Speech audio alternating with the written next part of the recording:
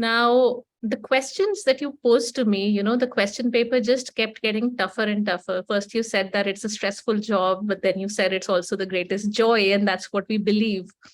Then you went on to say that what can new age parents do? And finally, the icing on the cake was, and finally find it fulfilling and also be successful. Now, honestly, that is a very, very hard question paper to crack that you've set for me.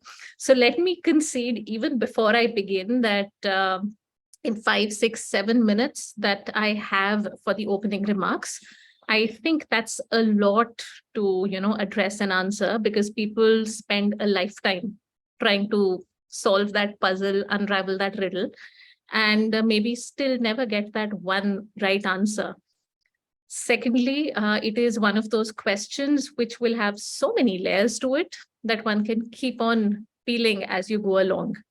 But in the short time that I have here, please allow me to first set a little bit of context about where I come from and how I'll try to, interact with all the other esteemed fellow panelists and everybody present in this roundtable discussion. So, of course, you introduced me to everybody in terms of the professional role that I currently play. I am an associate professor of psychology, and I serve as the executive dean at OP Jindal Global University, which is based in the National Capital Region. I did my PhD in psychology, specifically in an area called positive psychology. And the reason I share this with you is because that is the lens that I will take to deliberate on the subject matter. Something like parenting, forget a global perspective. I say that even when you go within India, where every few kilometers the language changes, the dress sense changes, the food habits change, parenting is something where getting a one size fits all answer may perhaps neither be possible nor really feasible as well. But the lens that I will take in all of my part of the conversation and argument will be from the lens of a psychology student and teacher and professional. And maybe that just sets the context for what I want to talk about. Right. So moving on, I often sort of think about this, that anytime we have to take, say, an exam, from the early days when we are students and going forward when we appear for job interviews or things like that, there's always a lot of rigorous preparation that we undertake. There's always these mock question papers and things that one goes through, a rigorous prep to be able to ace that test. But imagine a situation where you don't even know what the syllabus to prepare is, where you just don't know what is it that's going to be thrown your way and how you're going to answer that. And to top it all, coming back to the theme of today's panel discussion, where you talk of parenting styles in the brave new world, the truth of the matter is that parents are grappling with challenges today that never existed in the prior generation. The fact that this is one of those toughest sort of challenges, one full-time job, if I may say, for lack of a better word, definitely a life choice, where interestingly, we feel that people will just be thrown into the deep end and figure out along the way. Not everybody has, prior experience, and definitely everybody starts off with at least a first experience if they were to take that choice. But very interestingly, our risk-taking appetite as human beings becomes so high that we feel we'll somehow figure out by trial and error. Unfortunately, when there is more error, then we get alarmed at what's happening. Some of us may be fortunate to get guidance and support in the form of previous generations, in the form of parental sort of wisdom and support, which could be from the previous generations. But let me put it this way, just imagine that you're appearing for an exam in 2023, prepping from a 1980s course book that came out, right? Now, don't get me wrong. I mean, there's a lot of merit in traditional wisdom, in experience and everything that's been garnered over the years. But the fact is, I come back to where I started off 5 minutes ago. The challenges today, some of them are challenges that never existed in the previous generations. So to think that we can tackle new problems with old solutions, is an obviously flawed argument. And that is definitely something that actually makes this a brave new journey in a brave new world. So where people are themselves grappling with issues that they never knew that existed, or things that are sort of just coming up in this world. Many of you might have heard of this. Mr. Srikumar, if I could ask you this, is it possible for me to interact with the audience? If I pose a question, maybe they could respond on the chat window. Is that a possibility? Yes, yes. Okay, perfect. Thank you. So, I am a professor by profession, so asking questions comes very naturally. So I'm sorry, I won't do too much of that. But I just want to ask those of you who are present in this online meeting room today, how many of you are familiar with what we call the VUCA world, the VUCA, the VUCA world?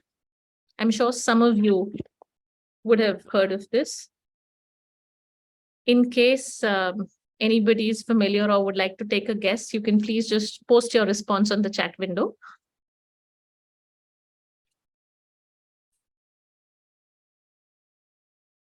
Because I'm afraid if we all start unmuting, it might, sort of create a bit of a stir. Has anybody heard of this popular acronym?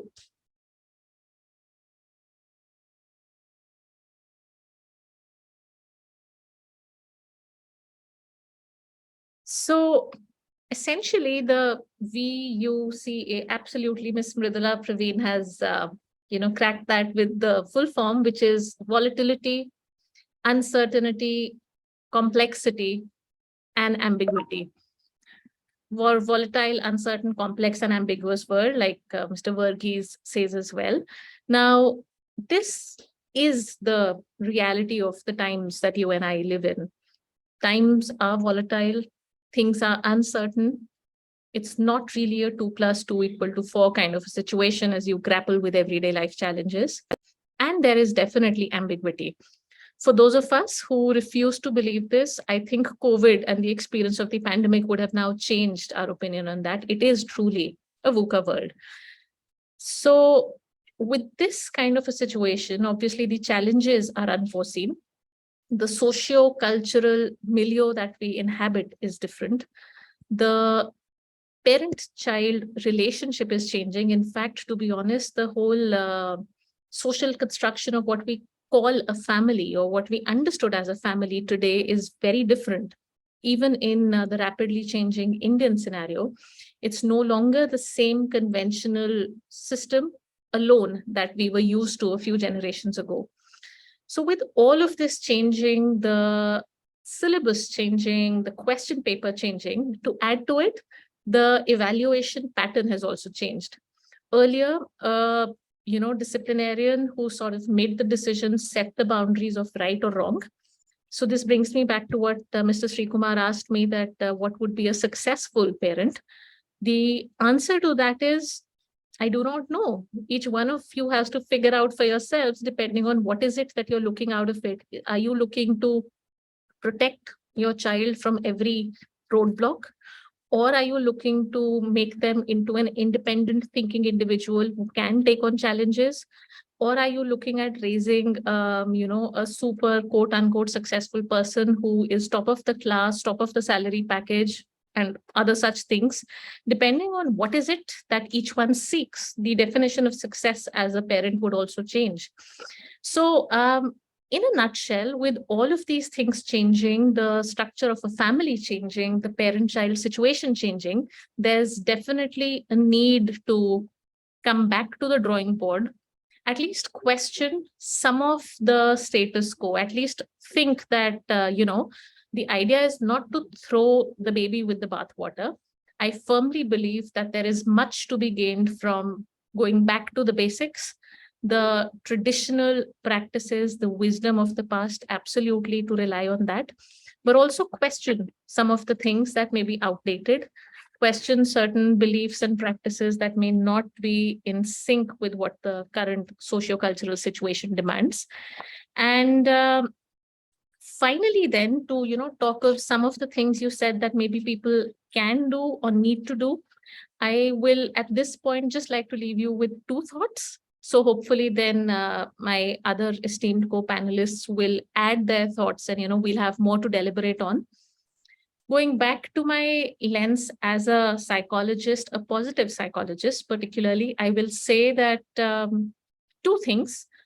Starting from the self, perhaps for all parents to remember that you cannot pour from an empty cup, right? So sometimes parenting as a journey, which can be very, very all consuming, where so much is invested into doing what the parent thinks is best for the child, the parent often neglects their own self, be it emotionally, be it mentally, be it physically, which is unfortunately A, not the most sustainable, and B, does take a toll in ways that parents do not realize.